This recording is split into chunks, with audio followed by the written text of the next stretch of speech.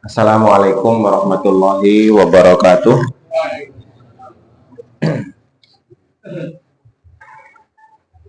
Alhamdulillah, alhamdulillahirabbil alamin, wala akibatu lil muttaqin, wala udwana illa 'alal zalimin.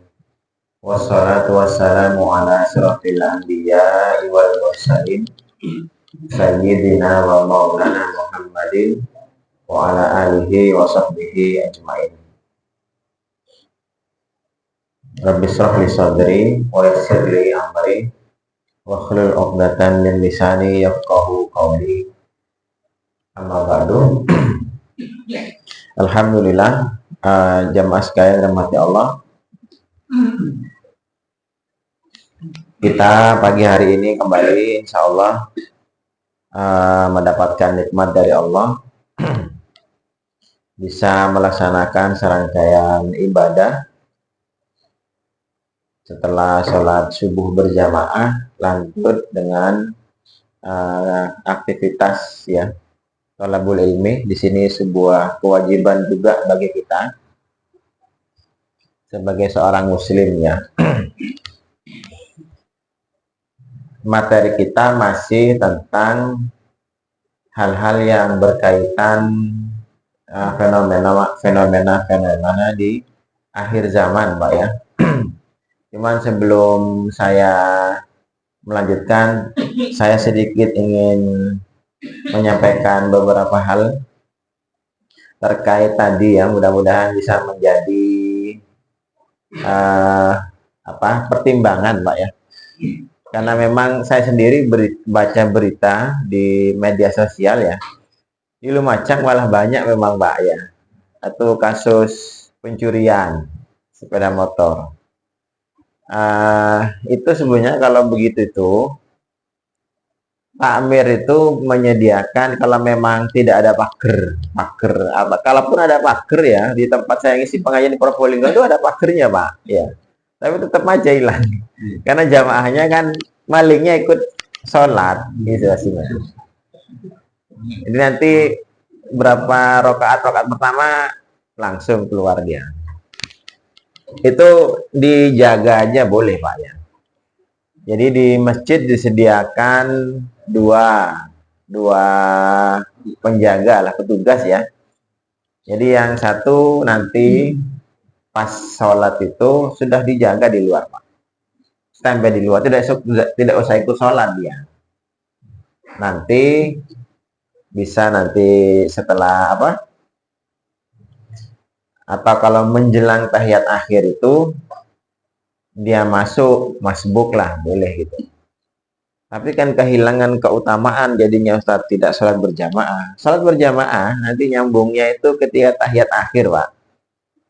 Tahiyat akhir itu kan masbuk ya. Jadi masbuk tahiyat akhir. Insya Allah kan agak sedikit malingi rotok mikir-mikir pisan, Pak. Tapi lek malingi pinter ya kok dititeni bisa nih. Ini kok bentar lagi paling sholat tahiyat akhir masuk. Nah, di situ bisa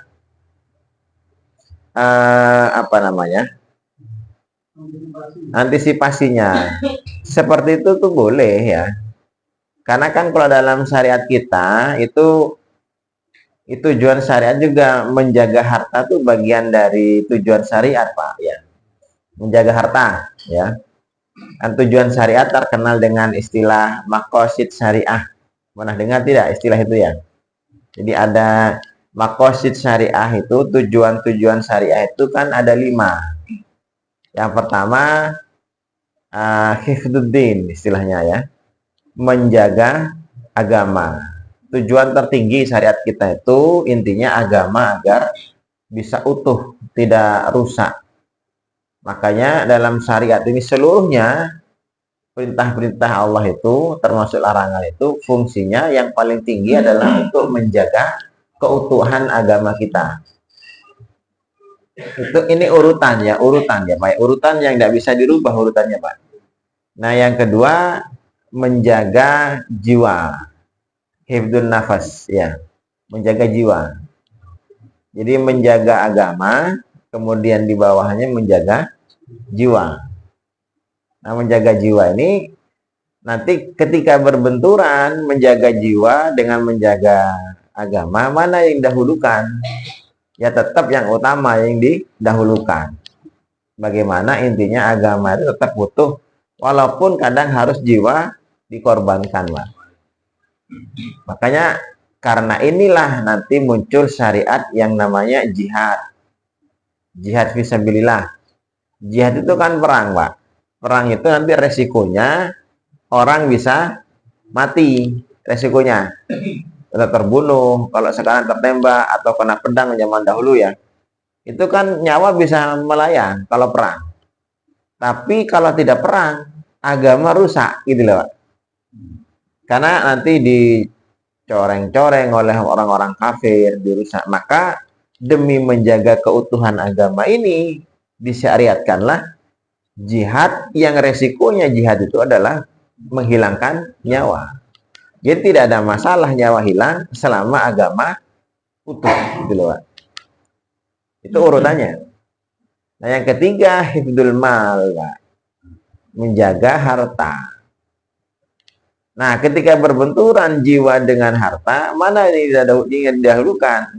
Ya didahulukan jiwa, Pak. Ya misalnya karena zaman Umar pernah kejadian ada seorang budak yang mencuri.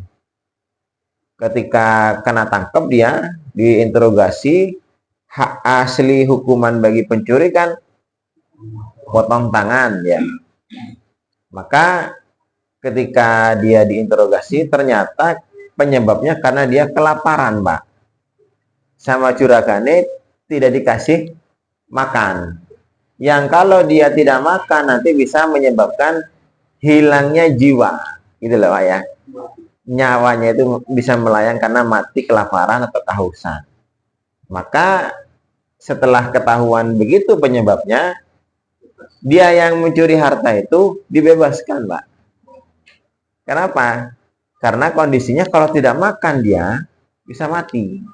Disinilah syariat nanti muncul syariat, sesuatu yang mendesak haram, satu haram yang mendesak bisa menjadi halal, Pak.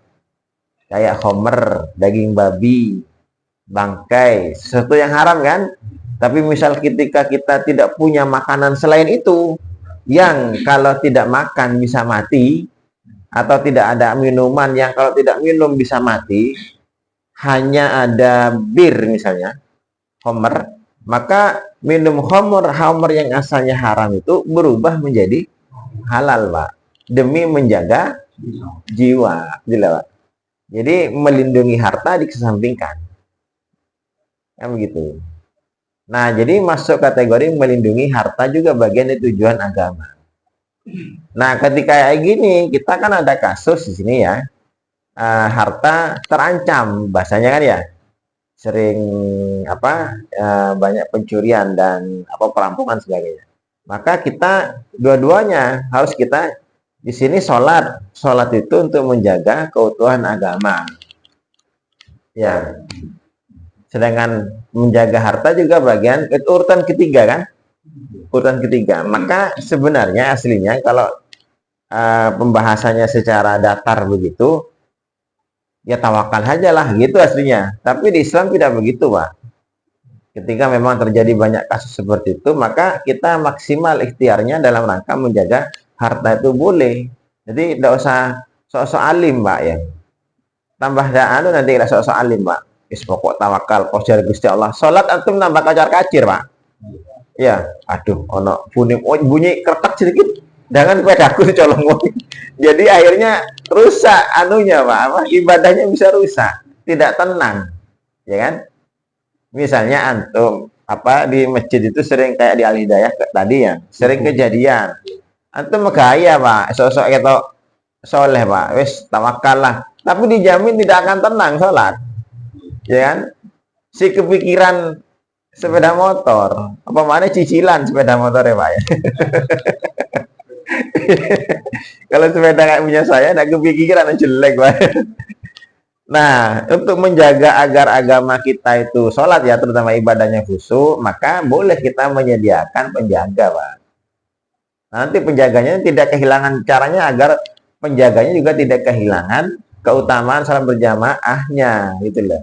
Model kayak sholat khauf itu loh Pak. Ya, sholat khauf ketika perang ya itu kan gantian.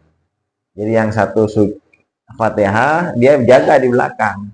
Kemudian yang depan ruku, setelah ruku berdiri, baru yang belakang ruku berdiri. Nah kalau kita kan tidak begitu. Ya minimal nanti di masbuk lah.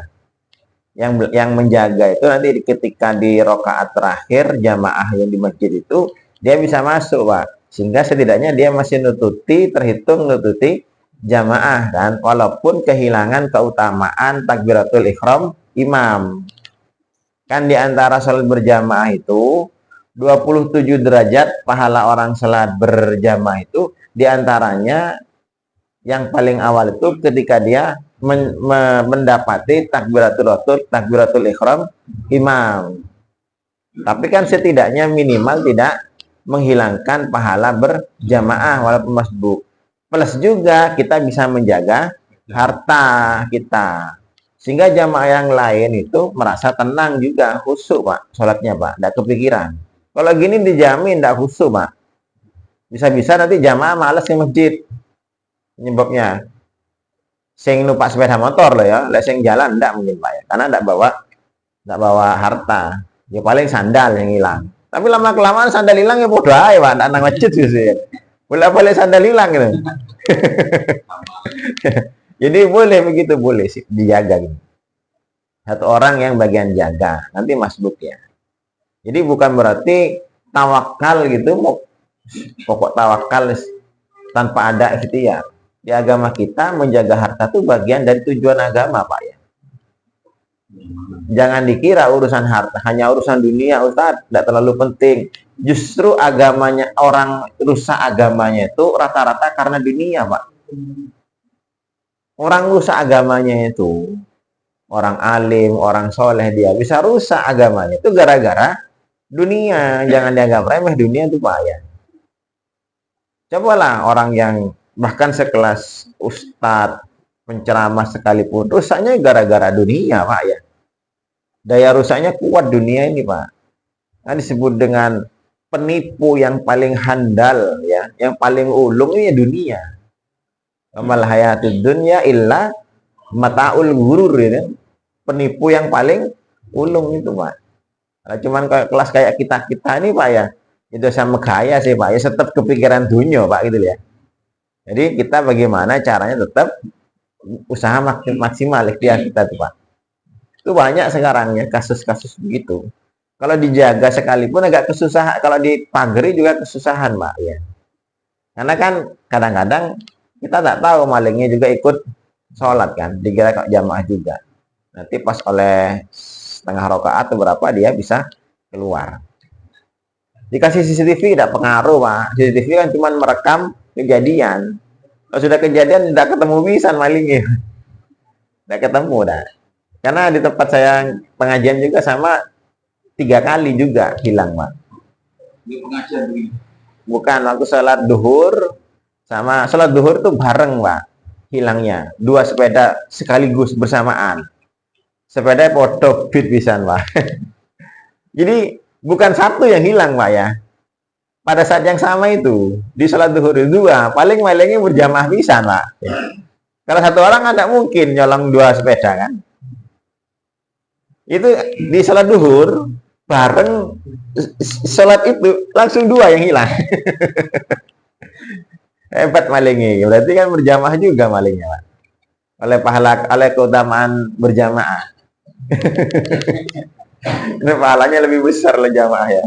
Jadi kadang-kadang kan kita harus pertimbangkan apa ukuran-ukuran syariat itu Pak ya.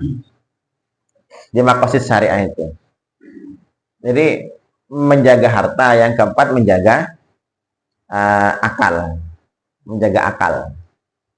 Ukuran maqasid syariat. Menjaga akal, menjaga nasab. Ada 5 itu Pak. Itu kalau 1, 2, 3 itu urut tidak bisa dirubah. Kalau yang keempat, kelima itu menjaga akal sama menjaga nasab, kadang urutannya bisa terbalik Pak. Makanya dilarang dalam agama kita kan seperti zina. Zina itu dilarang karena zina itu merusak nasab. homer, mabuk-mabukan. Itu dilarang karena merusak akal. Ya, kehormatan adik jadinya. Nah itu, jadi itu harus dipertimbangkan, Pak. Jadi dalam setiap mengambil keputusan hukum, semuanya nanti merujuknya itu ke maqasid syariah ini sih. Maqasid syariah, tujuan-tujuan dari syariat.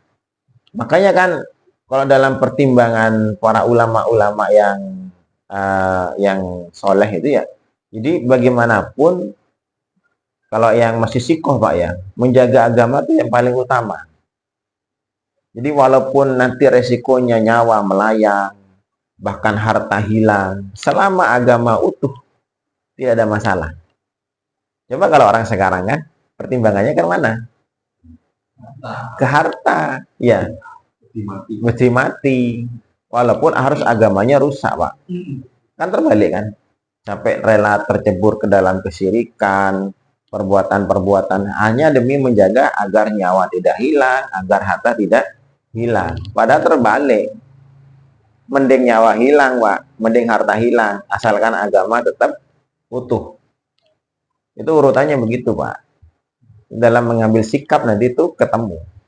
Maka tidak bisa tidak. Agama itu akidah harga mati. Gitu, Pak. Tidak bisa ditawar-tawar. Sehingga orangnya jadi kuat jadinya nanti ya. Itu sekilas ya.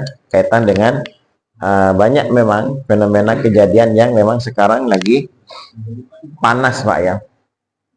Terutama memang di sini di Lumajang berita di media sosial tuh paling akeh Pak. Pencurian itu. Baru tadi malam saya ngomong-ngomongan Pak. Sama teman-teman, baru tadi malam. Ono akeh maling di Lumajang itu. Ternyata baru teman-teman. Tadi malam ya pengajian tadi malam sama teman-teman. Kita lanjutkan materi kita kaitan dengan fenomena-fenomena yang nanti akan terjadi di akhir zaman ya. Jadi petanya kemarin, peta akhir zamannya kemarin kita sudah saya coba ulang-ulang ya. Jadi intinya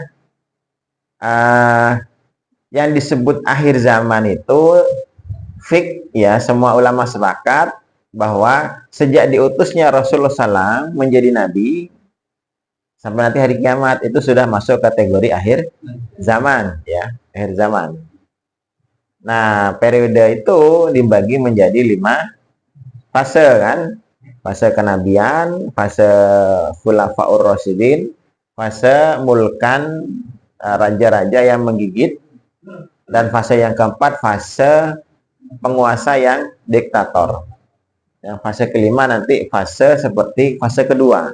Jadi fase kedua sama dengan fase kelima, Pak. Penguasa khilafah ala minhajin nubuwah. Nah, kalau kita lihat dalam peta pemetaan akhir zaman, jadi fik kita sekarang ini berada di masa fase yang keempat. Ya. Masa setelah raja-raja yang menggigit kekhilafahan Islam ya, berakhir di runtuhnya Turki Utsmani di tahun 1924 kemarin ya. Kalau Masehinya 1342. Kalau hijriahnya ya 1342. Kalau sekarang 1446 berarti sudah 104 tahun Mbak kita ya. 104 tahun. Nah, kalau kita kaitkan nanti dengan berbagai macam hadis-hadis Nabi, terutama tentang hadis munculnya seorang mujaddid di setiap di setiap kelipatan 100 tahun, yang munculnya seorang mujaddid, apa bahasa kita namanya sekarang itu reformis Pak, membaharu. Itu dalam hadis Rasul Allah akan memutus seorang mujaddid di setiap 100 tahun. Nah, 100 tahun itu hitungannya berarti kalau di agama kita ada hitungan 100 tahun per 100 tahun. Nah, tahunnya itu tentu tidak menggunakan tahun Masehi, Pak ya. Jangan dihitung tahun Masehi tapi tahun Hijriah. Nah, kalau kita lihat Hijriah itu berarti sejak tahun ke-1 Hijriah per 100 tahun, berarti 100 tahun ya otomatis tahun ke 100, Pak. Nah, itu di kisaran minus 10 atau plus 10 gitu, Pak. Jadi berarti kisaran tahun 90-an atau sampai 110-an. Nanti munculnya seorang mujadid di setiap 100 tahun itu, Pak. Dan itu ada fix ya. Jadi kelipatannya setiap 100 tahun. Jadi plus minusnya kurang 10 tahun lah. Intinya di akhir-akhir, di setiap kelipatan akhir 100 tahun. Kalau kita lihat di awal ya, pergantian awal tahun 1 Hijriah sampai 100 Hijriah ya. Itu semua ulama sepakat mujadid pertama kali mujadidnya yaitu di tahun ke-100 itu ada seorang bernama Umar bin Abdul Aziz, Pak. Karena beliau itu seorang yang memang waktu itu ketika kekacauan di Bani Umayyah tahun ke-90, beliau kan diangkat menjadi khalifah di tahun ke-99 Hijriah. Pas 100 tahun, Pak. Dan beliau itu menjabat sebagai khalifah itu hanya durasinya itu 2 tahun setengah. 30 bulan. 2 tahun setengah, Pak. Nah, itu yang namanya orang dalam riwayat itu mau sedekah tuh bingung, Pak. Pak Sahari, duit Pak Sahari, enggak gelem tat. Duit tumbuhan deh. Jadi orang yang yang kebingungan mencari orang yang mau menerima sedekah, Pak. Bukan kebingungan mencari donatur, bukan. Kebingungan mencari orang yang mau menerima donasi, Pak. Saking sejahteranya masyarakat waktu itu, Pak. Zamannya Umar bin Abdul Aziz itu. Ya, luar biasa memang sistem pemerintahnya hanya tempo 2 tahun. Sedangkan di Bani Umayyah itu kita tahu ya di Bani Umayyah itu terjadi banyak sekali kasus internal di tubuh pemerintahan itu sejak awal pemerintahan khalifah yang kedua, Pak. Pemerintah khalifah yang pertama kan Muawiyah. Setelah Muawiyah diganti anaknya Yazid. Nah sejak Yazid ini sudah mulai terjadi gejolak di tubuh kekhilafahan Islam waktu itu, Pak. Setelah Yazid diganti anaknya lagi Muawiyah lagi. Jadi namanya Muawiyah bin Yazid bin Muawiyah. Jadi tambah error lagi. Setelah itu diganti pamannya Hakam bin Marwan. Semakin banyak kasus. Baru puncaknya ada di zaman anaknya Hakam. Anaknya Marwan bin Hakam gitu ya. Marwan bin Hakam punya anak Abdul Malik, namanya Abdul Malik bin Marwan. Nah, disinilah mulai agak kebangkitan Islam itu, Pak. Tetapi banyak sekali kasus error-error di sini, Pak. Pembunuhan Abdullah bin Zubair yang menjadi khalifah di Hijaz waktu itu, perang Harrah ya. Kalau di zamannya Yazid itu pembunuhan itu siapa? Cucunya Nabi di Karbala, Husain bin Ali. Sahabat dibunuh, Pak ya. Kelasnya sahabat dibunuh ya. Di Karbala itu Husain itu luar biasa, bahkan sampai dipenggal kepalanya itu, Pak. Bukan hanya dibunuh biasa, dipenggal kepalanya. Termasuk di zamannya Abdul Malik bin Marwan ini, yang dibunuh itu, yang diperang itu adalah Abdullah bin Zubair. Sahabat Nabi juga, kepalanya juga dipenggal, Pak. Ya, digowo nang Damaskus dari Mekah. Badannya digantung di temboknya Ka'bah. Padahal sahabat itu. Kasus error, Pak, banyak sekali. Ya. Setelah Abdul Malik itu, setelah Abdul Malik ini diganti anaknya, Walid namanya, Walid bin Abdul Malik, barulah Islam ini agak jaya, Pak, zaman ini, Pak. Sampai perluasan Islam sampai ke Cina, Xinjiang, ke utara sampai ke Spanyol ya, sampai di Sevilla, Granada, Cordoba, sampai ke perbatasan Prancis yang dibawa oleh Tariq bin Ziyad sama Musa bin Nusair itu di zaman ini, Pak. Anaknya Abdul Malik ini, Walid. Nah, setelah Walid ini setelah itu kasus lagi. Zaman anak adiknya Walid jadi diganti Sulaiman bin Abdul Malik. Nah, itu sudah kacau lagi. Karena kan khalifahnya lemah. Baru setelah Sulaiman ini diganti oleh Umar bin Abdul Aziz ini, Pak. Nah, masalah-masalah internal yang bertahun-tahun itu beres hanya dalam setahun. Jadi Islam kembali mendapatkan kejayaannya, Pak. Makanya disebut dengan seorang mujaddid. Semua ulama mengatakan mujaddid pertama di Islam itu adalah Umar bin Abdul Aziz. Kalau yang kedua nanti adalah Imam Syafi'i, Pak. Kan di tahun kedua, di abad kedua, tahun 200, Imam Syafi'i itu kan lahirnya tahun 150. Ya, tahun 150. 150 nanti beliau itu menjadi mujaddid itu tahun 200 Hijriah, kan wafat tahun 205. Jadi begitu. Nah, dan terus akan bergulir itu, Pak, setiap pergantian 100 tahun. Nah, kalau kita sekarang lihat, kita ada sekarang di tahun ke 1446. Berarti pertengahan kita loh, Pak, ya. Pertengahan, kalau mau ke 100 tahun masih kurang 54. Ya kan? Masih jauh berarti. Kita sekarang berarti belum ada mujaddid. Ini mujaddid itu nanti di akhir-akhir, Pak. Nah, padahal nanti di akhir zaman, semua ulama juga sepakat mujaddidnya itu adalah Imam Mahdi. Berarti kalau sekarang kita ke pertengahan, hitung-hitungan sejarah ini masih ado, Pak. Ya, jadi pemetaannya begitu. Sekarang kan pertengahan ini, Pak. 1450 aja separuh, ya. Ini 1446. Ya kan?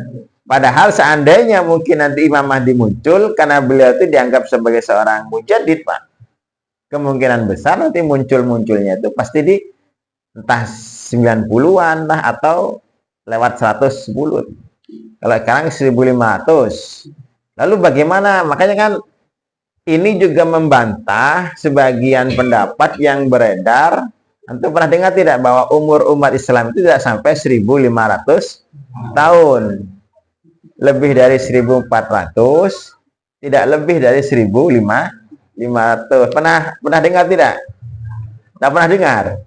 Saya coba sampaikan ya. Ini sebagai pendapat yang agak ya populer juga, Pak. Cuman agak nyeleneh ya.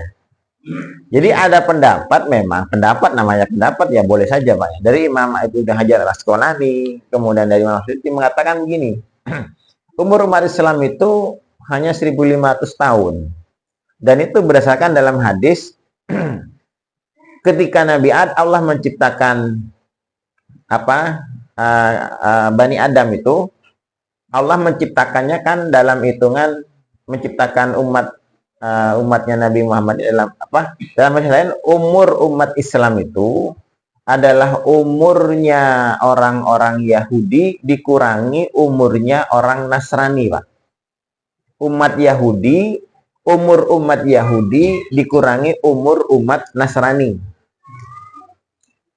Umur umat Yahudi itu berapa tahun? 2000 tahun, Pak. Ya, umurnya umat Nasrani. Yahudi. Kalau umurnya Nasrani itu 600 tahun. Sejarah ya, kita bisa lihat sejak zaman Nabi Musa. Yahudi itu kan sejak zaman Nabi Musa sampai Nabi Isa itu durasi 2000 tahun. Nabi Isa sampai Nabi Muhammad durasi 600 tahun. Nah, umur umat Islam itu umur Yahudi dikurangi umur Nasrani. 2000 kurangi 600 berarti 1000. Sekarang sudah 1400 lebih. Berarti lebih nih kan ya. Ternyata dipadukan dengan hadis lain bahwa umur umat Islam itu ketika Allah menciptakan nanti ketika Allah menetapkan takdir ketetapan umur masyarakat itu, Allah memberikan jatah umurnya itu sehari, Pak. 1 hari. Nah, 1 hari dalam hitungan Allah kan 1000 tahun. Tapi kemudian Nabi Adam minta tambahan. Karena kurang, ya Allah kurang, tambahi. Kemudian Allah mengabulkan permintaan Nabi Adam, ditambah setengah hari, Pak. Berarti setengah harinya 500. Berarti di dalam hadis itu umur umat Islam itu 1500. Sedangkan dalam hadis yang tadi itu 1400. Berarti kisaran umur Islam itu tidak kurang dari tidak lebih dari 1.500, tidak kurang dari 1.400, antara 1.400 sampai 1.500. Nah, sekarang kita sudah berada di tahun 1446. Berarti kalau 1.500 kurang 54. Dan umur umat Islam itu bukan nanti kiamat loh, bukan kiamat loh Pak ya. Bukan kiamat ini. Tapi nanti sampai angin dulu. Sampai angin yang berhembus mematikan semua orang yang ada iman dalam hatinya itu. Bukan sampai kiamat, bukan. Sampai semua umat Islam dimatikan. Dan itu kan terjadi di masa keemasan Islam nanti. Di fase tanda akhir zaman yang ke-6. Tanda kiamat kubro yang ke-6. Nah, kalaupun tidak seperti itu, tapi artinya sangat dekat. Nah, pendapat ini dibantah, Pak. Kontradiksi dengan pendapatnya Mujaddid setiap 100 tahun itu. Tidak mungkin umat Islam itu sampai 1.500. Kenapa? Al-Mahdi kan semua sepakat beliau adalah Mujaddid. Dan Mujaddid itu harus muncul nanti setiap kelipatan 100 tahun. Jadi 100 tahun pasti harusnya, kalau sekarang 1.400 berarti harus 1.500. Gitu loh Pak. 1.500 kurang dari 10 atau 1.490 lah, atau 1.510 lah, kisaran begitu. Jadi masih pendapat itu masih dianggap syak Pak istilahnya. Jadi meragukan. Namanya pendapat itu boleh aja. Cukup buat meden-medeni Pak.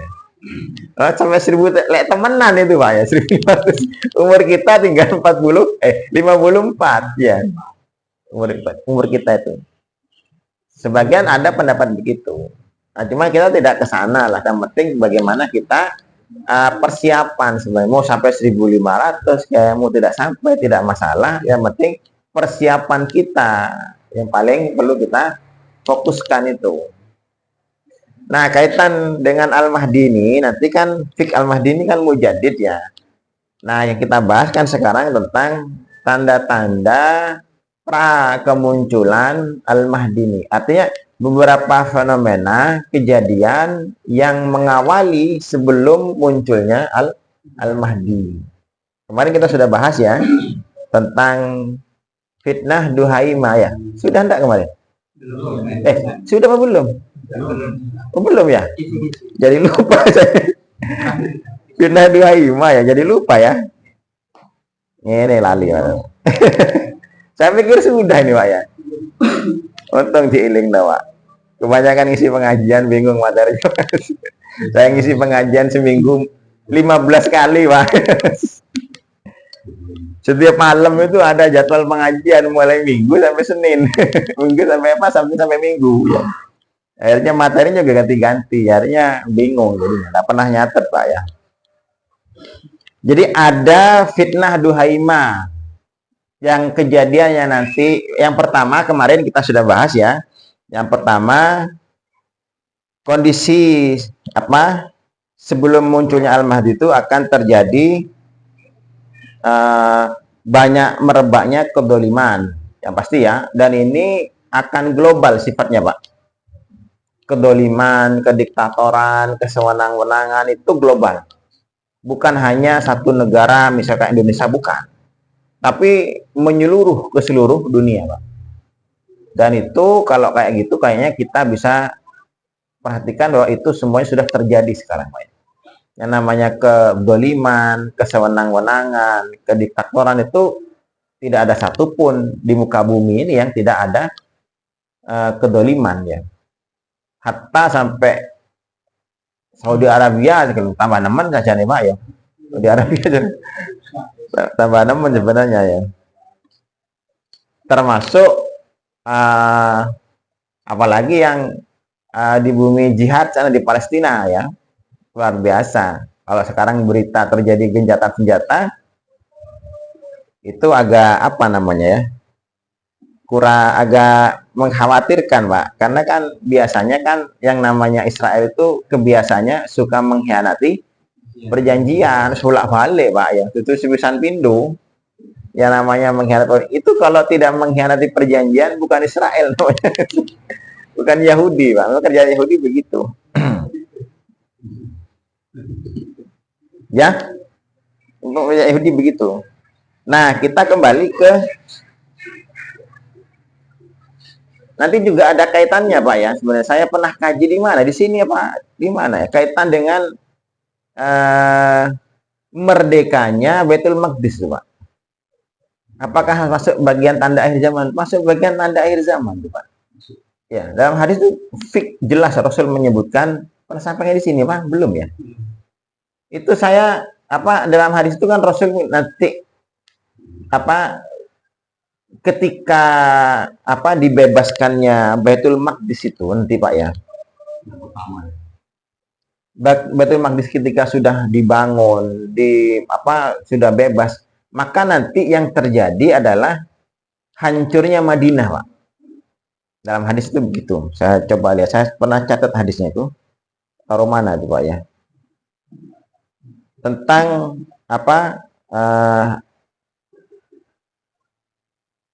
hancurnya Baitul Maqdis, merdekanya Baitul Maqdis itu pertanda nanti akan rusaknya Madinah, Pak. Saya lupa hadisnya, teksnya ya. Jadi intinya Baitul Maqdis itu juga nanti akan merdeka memang di akhir zaman, Pak. Dan akan dibangun, akan sejahtera gitu ya. Nah, tapi itu nanti awal kerusakan Madinah. Awal kerusakan Madinah. Karena orang-orang yang menjajah Baitul Maqdis itu kan mereka gregetan mencari pelampiasan maksudnya, Pak. Dalam hadis itu kita tidak bahas kesana, nanti kita bahas khusus dia. Kita bahas sekarang tentang fitnah Duhaimah ya. Salah satu kejadian pra kemunculan Al-Mahdi. Ada fitnah yang namanya fitnah Duhaimah. Kalau yang kemarin kan Rasul menyebutkan ada 3 fitnah ya. Yang pertama nanti akan terjadi fitnah itu adalah disebut fitnatul ahlas ya. Fitnah ahlas ini fitnah pembunuhan, fitnah peperangan, kekacauan. Itu sudah terjadi ya di zamannya, sejak zamannya Utsman bin Affan. Sampai kapan? Sekarang. Jadi bentengnya fitnah itu adalah Umar bin Khattab. Ya. Setelah Umar bin Khattab wafat, maka sudah tidak ada lagi bentengnya namanya. Artinya fitnah itu akan terus berlanjut. Maksudnya fitnah itu peperangan, Pak ya. Kekacauan, pembunuhan sebagainya. Dan itu terjadi sudah Pak sejak zamannya Utsman bin Affan. Yang menjadi korban adalah ya Utsmannya sendiri kan ya. Utsman sendiri kan dibunuh oleh orang-orang yang dia itu mengatakan dia ingin menegakkan keadilan karena fitnah gitu. Yang menjadi ulernya waktu itu kan ada Abdullah bin Sabah, seorang Yahudi itu. Yang kedua, Rasul menyebutkan tentang fitnah syarra. Fitnah harta, Pak. Kesenangan, melimpahnya harta, melimpahnya uang sebagainya. Dan itu pun juga sudah terjadi, Pak ya. Sejak zaman kekhilafan Islam, apalagi ketika Islam runtuh terakhir di Granada itu, di Spanyol. Islam kan terakhir yang di Spanyol yang runtuh itu, yang kota terakhir yang ditaklukkan oleh Ratu Elizabeth itu kan Granada, Pak. Itu kenapa Islam runtuh di Spanyol itu? Karena Islam runtuh itu justru ketika pada puncak kejayaannya, Pak. Jadi ketika dunia harta itu bergelimang sangat banyak lah. Justru disitulah Islam, ketika posisi seperti itulah Islam lemah hasilnya, Pak. Berbeda ketika posisi sedang kekurangan. Makanya kan sampai sekarang kan jejak peninggalan Islam di daerah Spanyol itu kan banyak, Pak. Kayak bangunan terutama kan, di ukiran-ukiran dan sebagainya. Apalagi di zamannya ini tadi saya cerita di zamannya Walid tadi, Khalifah ke-6 Bani Umayyah itu, Walid bin Abdul Malik ya, zaman perluasan Islam, itu kan beliau yang membangun Masjid Al-Umawi di Damaskus sekarang itu, Pak ya. Waktu itu masjid termegah sedunia, Pak. Karena itu anggarannya menghabiskan 6 tahun APBN, Pak. Bangun masjid ya, itu menghabiskan 6 tahun anggaran untuk negara selama 6 tahun itu dihabiskan buat masjid itu, Pak. Jadi senilai misalnya kayak Indonesia APBN tahun berapa triliun gitu ya. Itu 6 tahun itu hanya dibuat masjid tuh, Pak. Saking mewahnya sampai sekarang di Damaskus tuh, Pak. Masjid Jami Al Umawi itu peninggalannya Khalifah Walid bin Abdul Malik tuh, Pak. Yang nanti ada Manaratul Baidok dalam hadis itu kan, yang nanti Nabi Isa akan turun ke bumi itu setelah Dajjal itu muncul, dia turunnya nanti dua tangannya dipegang berpegang pada sayap malaikat, kemudian sambil rambutnya basah seperti orang habis mandi menetes, dan dia turun dari langit itu akan berada nanti turunnya nanti di Menara Putih di Masjid Jami Al Umawi situ, Pak. Damaskus itu, Pak. Yang sampai sekarang masih berdiri megah Masjid Jami itu. Di Suriah, Pak. Damaskus, Suriah kan Damaskus ya. Nanti di situ Nabi Isa itu akan turun. Itu menghabiskan anggaran 6 tahun itu.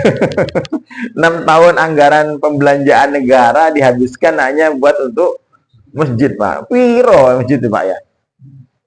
Memang dibangun begitu. Fitnah syarro. Fitnah bergelimangnya harta. Dan itu semua sudah terjadi. Nah, kemudian Rasul menyebutkan yang ketiga nanti ada fitnah duhaima. Di sini disebutkan Rasul menyebutkan di sini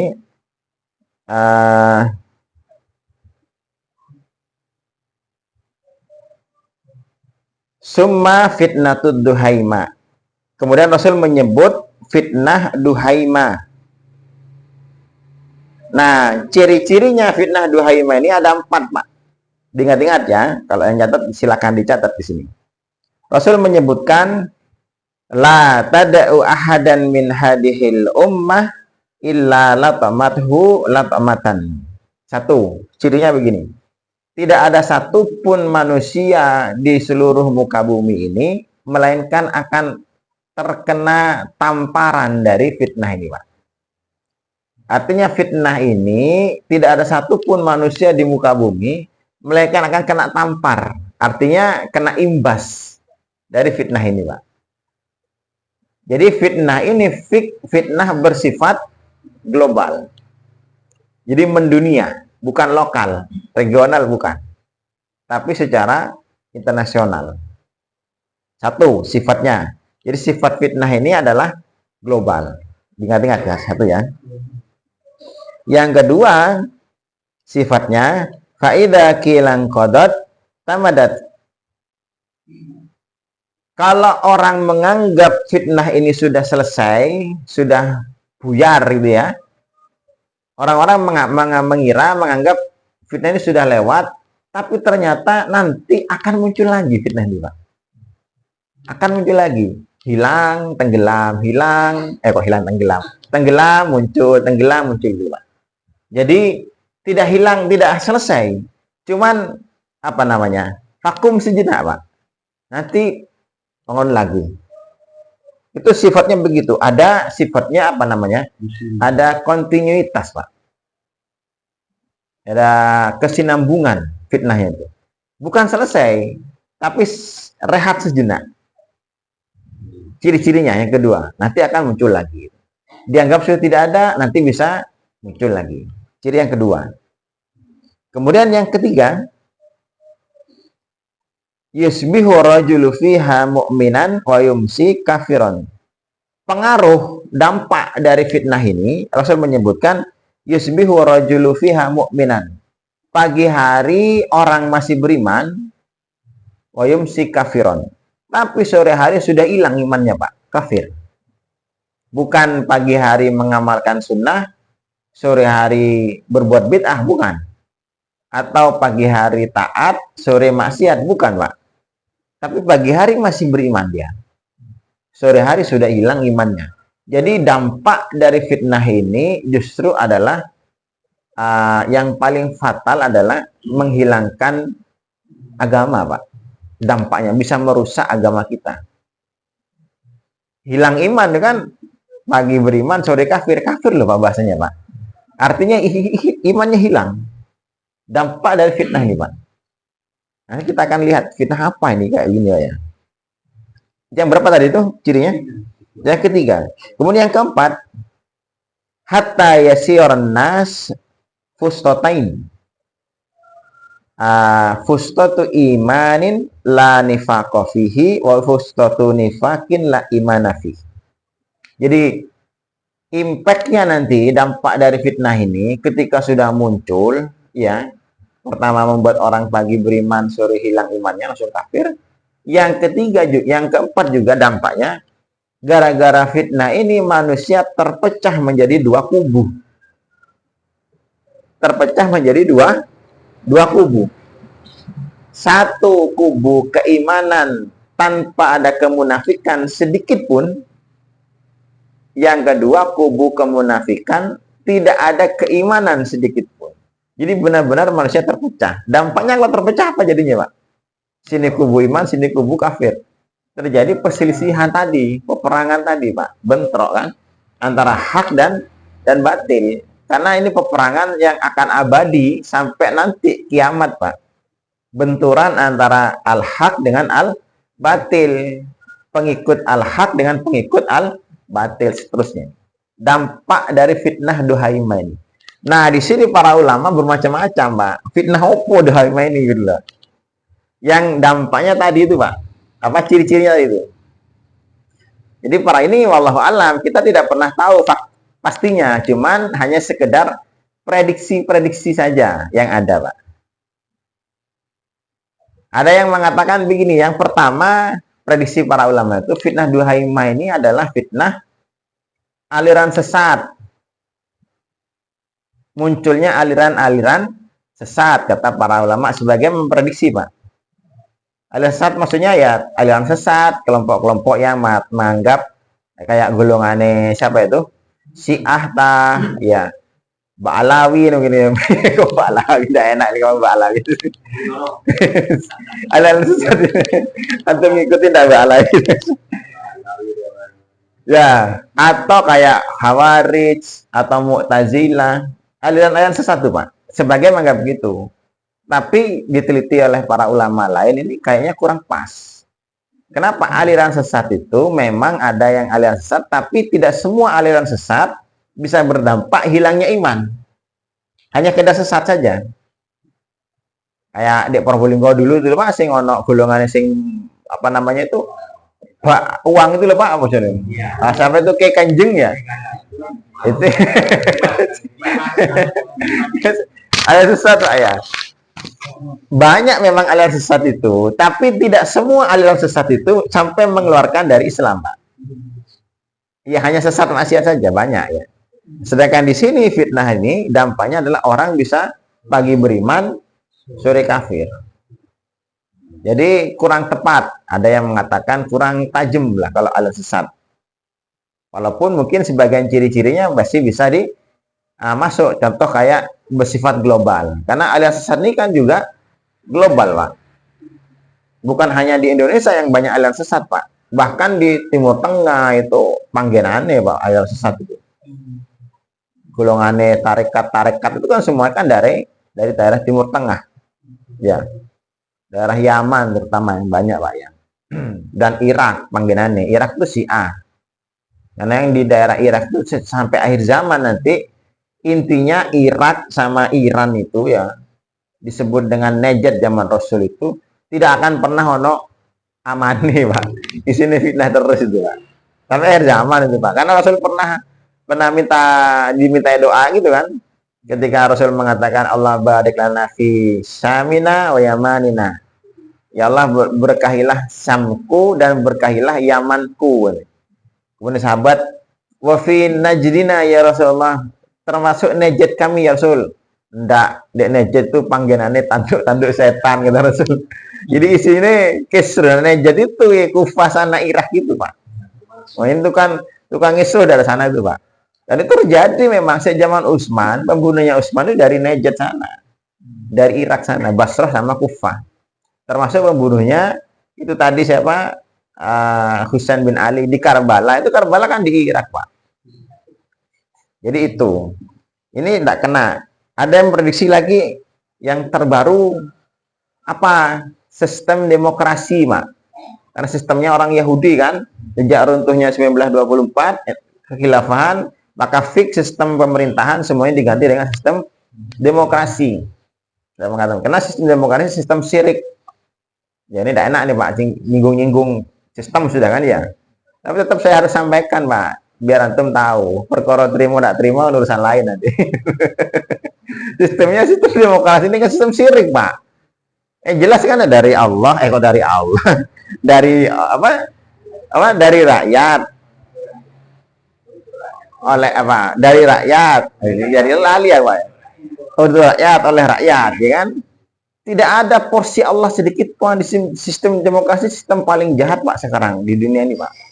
Karena Allah itu tidak ada di sistem ini Pak. Jangan bilang ini berjuang untuk agama Allah. Jangan berjuang untuk agama Allah. Allah saja tidak punya tempat. Ya, ada yang mengatakan fitnah duhaimah ini Pak. Cobalah ada sistem kayak misalnya lah, saya sampaikan di anggota dewan lah misalnya Pak ya. Sistem Dewan Permusyawaratan Rakyat ya. DPR ya. Kan pekerjaan mereka itu kan membuat undang-undang ya kan. Nah misalnya dalam sidang rapat untuk membuat aturan yang dipakai sistemnya siapa itu Pak? Misalnya Pak Sasari ini partai Islam ya, di sini partai Abangan, partai hijau, partai kuning, ini partai putih misalnya Pak. Misalnya Pak Sari masuk di anggota dewan mengusulkan kita buat aturan undang-undang hukum wajib berjilbab bagi wanita, misalnya begitu. Apakah langsung digulirkan? Tidak Pak, digodok dulu, ya kan? Digodoknya dengan apa standarnya, barometernya? Tidak mungkin mereka menggunakan berdasarkan firman Allah di surat ini, ayat ini, atau hadis Nabi, berdasarkan hadis Nabi. Tidak ada begitu, ya kan? Ini Allah punya aturan, padahal aturan Allah ini kan Allah punya aturan. Kalau orang beriman, maka nalil mu'minin wala mu'minah idza qadallahu wa rasuluhu amran ayyakuna lakumul khiyarah min amrihim. Surat apa itu? Surat apa itu namanya? Surat Ahzab ya, ayat 36, tidak salah itu.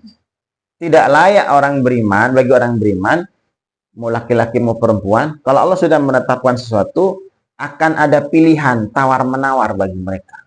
Tidak layak. Orang beriman itu innama kana qaulal mu'minin idza du'a ilallah wa rasuluhu ayyaqulu sami'na wa ata'na. Nah, ini ada aturan Allah mau diterapkan harus digodok dulu, Pak. Mana yang lebih tinggi? Allah atau DPR kalau gitu? Ada aturan Allah mau diterapkan harus izin dulu kepada DPR. Mana yang lebih tinggi? Nah, yang enggak enak Pak ya. DPR lebih tinggi Pak. Ini bukan hanya syirik Pak, Allah kan yang paling utama. Ini maka sistem demokrasi sistem syirik Pak. Sistem itu. Jadi satu step ya. Misalnya nanti sudah digulirkan sampai sehari diumumkan kita harus mengeluarkan peraturan ini. Nah, baru digodokkan dengan cara voting kalau kita buntu kan. Di voting kan. Misalnya dalam forum itu ada 100 orang. Baru fix keluar itu kalau 50 plus 1. Kan gitu kan dalam voting, Pak. Misalnya ada orang yang menentukan di situ separuh 49 setuju. Kemudian 49 setuju. Tinggal 2 orang. Berarti nanti yang menentukan hukum jilbab ini mau diberlakukan adalah penentunya adalah 2 orang ini, Pak. Ini jahat dan dipakai ini, Pak. Allah di mana ini, Pak? Allah kan punya aturan, Pak. Masa mau menerapkan aturan masih harus di voting dulu, Pak? Antum punya anak 5. Ya, anaknya antum sekolahkan, antum biayai, kasih rumah bareng-bareng. Mau buat aturan di rumah, anaknya voting dulu. Siapa tak voting, Pak? Cocok enggak aturannya sampean karo aku, Pak? Masa begitu? Ada anak begitu, Pak? Antum bilang begini anak durhaka apa anak soleh nih, Pak? Nah, kita kan hamba Allah, Pak. Allah sudah terapkan. Apa yang Allah tetapkan harus kita laksanakan. Adapun teknis pelaksanaannya itulah yang perlu dimusyawarahkan. Gimana cara menerapkannya? Tahapannya bagaimana? Stepnya bagaimana? Itu yang perlu dimusyawarahkan, dibuatkan turunan dari fase aturan itu, Pak. Bukan aturannya boleh apa tidak. Tapi kan di sistem demokrasi harus begitu. Aturannya boleh apa tidak, kan begitu, Pak. Tepat tidak orang Islam termasuk kalau memang aturannya kalah di posisi voting. Ya, belum selesai, Pak, ya. Saya kasih contoh dulu, nanti bisa dinilai sendiri ya. Nanti bisa dinilai sendiri, kan belum selesai saya kan ya. Satu itu ya. Kedua, jadi hukum Allah harus minta izin dulu kepada manusia mau diterapkan. Seandainya begini, Pak. Seandainya di dalam sidang itu kemudian sudah deal, Pak. Oke. Setuju, sepakat semua anggota dewan, anggap 60%, oke. Kita akan terapkan kewajiban berjilbab bagi wanita muslimah. Apakah langsung keluar jadi aturan? Nanti udah pernah jadi DPR masalahnya. Belum, Pak. Karena DPR itu setara dengan presiden. Harus persetujuan dulu kepada presiden. Kalau presiden setuju, udah jadi. Walaupun DPR oke. Jadi Allah tuh pertama ngemis ke DPR, yang kedua ngemis ke presiden. Ini kan luar biasa jahat, Pak, ya. Ini manusia, saya punya aturan, tolonglah terapno di Indonesia. Masa begitu, Pak? Allah. Logika berpikirnya kan sederhana nih, Pak. Iya kan? Sederhana ini, Pak. Cuman tidak enak, rada kasar ini, Pak. Saya yakin nanti rada tidak enak sih ngrungokno. Saya aja ngomong tidak enak loh, Pak. Cuman saya harus sampaikan ini, Pak. Ya. Masa ada Allah punya aturan sih ngemis-ngemis ke orang yang bernama DPR, Pak, agar aturannya mau diterapkan. Kalaupun DPR setuju, masih ngemis lagi ke orang yang bernama presiden untuk diterapkan. Kalau presiden tidak mau, tak jadi itu. Karena kan DPR sama presiden sejajar. Iya kan? Iya. Seandainya presiden oke lah, oke deal. Keluar aturan hukum. Apakah ini hukum Islam? Hukum Islam kan? Bukan, ini hukum DPR, Pak. Hukum demokrasi. Cuman pas sejalan saja dengan hukum Islam. Karena prosesnya lewat hukum tadi itu, Pak. Ngemis-ngemis dulu. Kebetulan yang dimisi gelem. Nah, ini disebut sebagai fitnah duhaimah. Dampaknya tadi, dampaknya syirik ini, Pak. Pagi beriman, sore kafir. Dan ini global, menyeluruh kan. Mana ada sistem di dunia yang menggunakan sistem demokrasi. Sampai Turki sekalipun sama, Pak, ya. Sama dampaknya. Dan gara-gara ini orang jadi terpecah jadi dua kan. Kubu yang pro sama kubu yang kontra. Sebagian mengatakan itu fitnah duhaimah. Ya, antum boleh setuju, boleh tidak. Saya sekedar menyampaikan opini saja. Tapi tidak enak nih, Pak. Asli tidak enak loh, Pak, ya. Ojo kaget, Pak, ya. Makanya saya sampaikan tadi, ini luar biasa dampaknya. Belum yang lain-lain, Pak. Nanti tinggal simpulkan sendiri. Boleh tidak masuk jadi anggota dewan kalau begitu? Ya, pikir dia, Pak. Ya. Dengan kayak gitu itu, kayak apa jadinya? Antum kan jadi tandingan Tuhan. Ya kan? Jadi tandingan Allah itu, Pak. Dari satu sisi. Ada yang mengatakan terbaru, fitnah duhaimah itu bukan demokrasi, tapi yang terbaru, COVID-19. COVID ini kan seakan-akan sudah habis kan tadi kan, wa idan kilang qadot tamadat. Ketika orang menganggap sudah hilang, fitnahnya kan dampaknya besar, Pak. Coba orang jadi beriman, pagi beriman, sore kafir. Saya gila, tempat COVID itu, Pak. Sampai salat berjamaah kan enggak oleh, Pak. Pengajian masa oleh, Pak, ya. Cuman kene tok sing tambeng wancet pengajian, Pak, ya. Andur, Pak. Pak Rasadi kena tangkem golek pengajian. Tapi kan dampaknya global kemarin. Fitnah COVID itu juga global. Sedunia. Dan orang juga semua kena. Dampaknya dari fitnah COVID itu. Dan itu berimpak ke agama kan. Berapa banyak orang yang bahkan mengorbankan agama hanya gara-gara fitnah itu, Pak. Tidak sholat berjamaah benggang-benggang misalnya ya. Social distancing macam-macam ya. Bahkan sampai yang di Mekah kan tutup itu, Pak. Dulu itu kan sampai sempat haji ditunda itu kan. Dampaknya juga ke agama. Saya mengatakan begitu. Dan sekarang habis kan? Tapi bentar lagi muncul lagi loh Pak. Sudah siap ini, kan? Sudah siap ini. Ada sudah. Dianggapnya selesai, ternyata belum selesai. Dan nampaknya dampaknya nanti juga dampaknya ke agama juga nanti. Akhirnya Pak. Ada yang mengatakan begitu. Fitnah itu. Duhaima itu Pak. Jadi siap-siap bentar lagi ada COVID kedua. Siap-siap. Walaupun kita sudah pinter, katanya manusia sudah pinter ngerti kabeh. Tapi apa gunanya pinter kalau sama aturan, Pak? Berarti enggak? Pinter enggak cukup, Pak. Antum tahu ini rekayasa. Tapi kalau aturan menetapkan harus begini, kata melok enggak kira-kira? Ya wedi, Pak. Pengajian ini saya buyar ini, Pak. Kenapa? Enggak boleh berkerumun. Kalau berkerumun, siapa ketua pengajiannya? Begitu jadinya.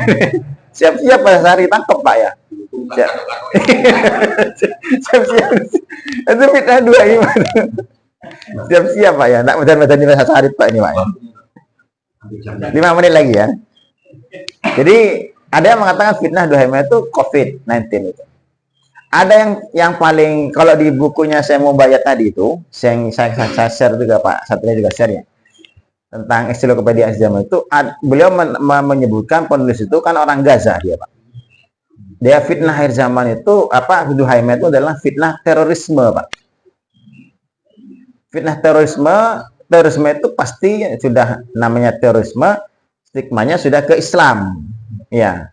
Orang-orang yang ingin menegakkan syariat Allah, menegakkan khilafah di muka bumi itu disebut terorisme bagi orang-orang kafir. Bahkan kayak kemarin saja Hamas saja disebut teroris, ya kan?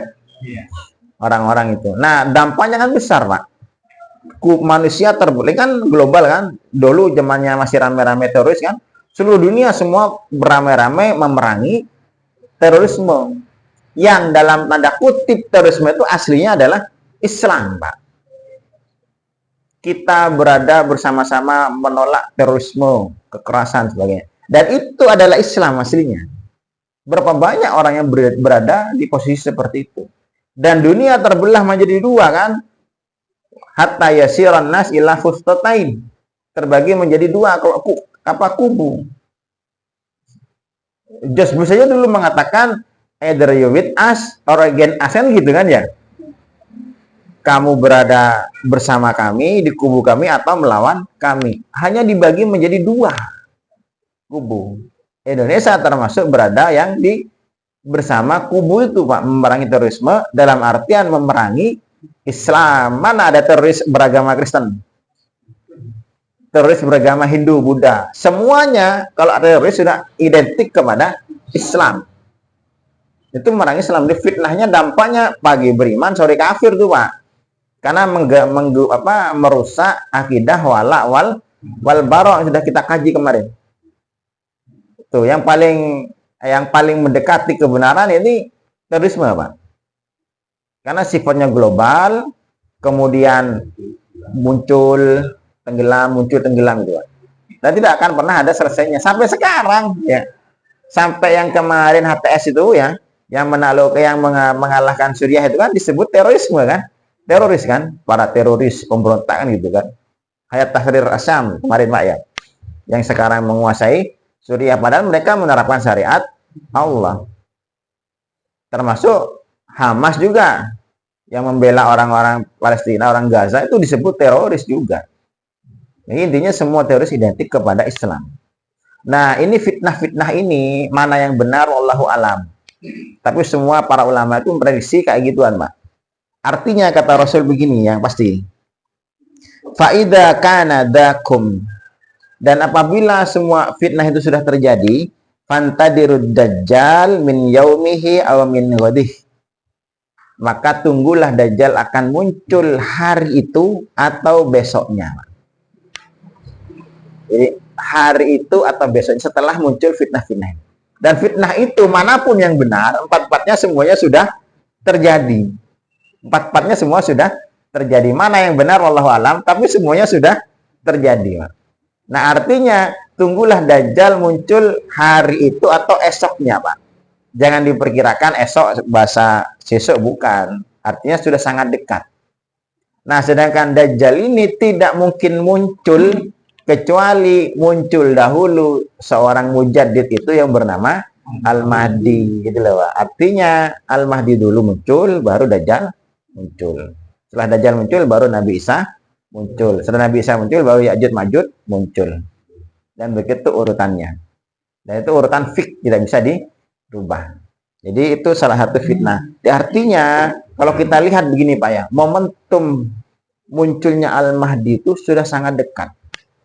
Karena fitnah-fitnah itu semuanya sudah terjadi. Fitnah Duhaimah ini sudah terjadi. Manapun yang antum yakini dari fitnah Duhaimah itu, entah tadi apa namanya, aliran sesat, entah sistem demokrasi, entah wabah tadi, atau yang modelnya memang taun buatan itu kan ya, atau termasuk fitnah terorisme, semuanya sudah terjadi itu dan sedang kita alami sekarang. Nah, artinya kita harus persiapan, minimal kita persiapan apa Pak? Persiapan menyelaraskan akidah, pemikiran, agama kita dengan Al-Mahdi ini Pak. Makanya antum harus tahu ciri-cirinya Al-Mahdi, ajarannya kayak apa, akidahnya seperti apa. Minimal menyelaraskan. Jangan sampai nanti ketika Al-Mahdi muncul, kita rame-rame menyebut Al-Mahdi adalah teroris.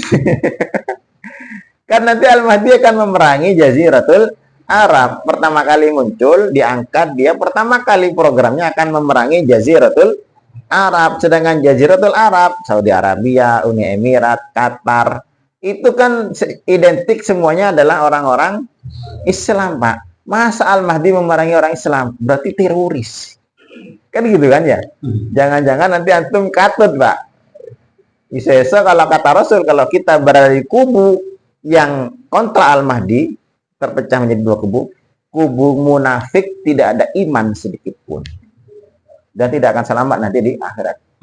Nah, disitulah perlu kita kaji ini. Itu Allah alam bisawab, itu sekilas tentang fitnah Duhaimah ya, yang insya Allah kita sudah sedang mengalami saat ini. Sementara itu dari saya, mohon maaf kurang lebihnya. Assalamualaikum warahmatullahi wabarakatuh.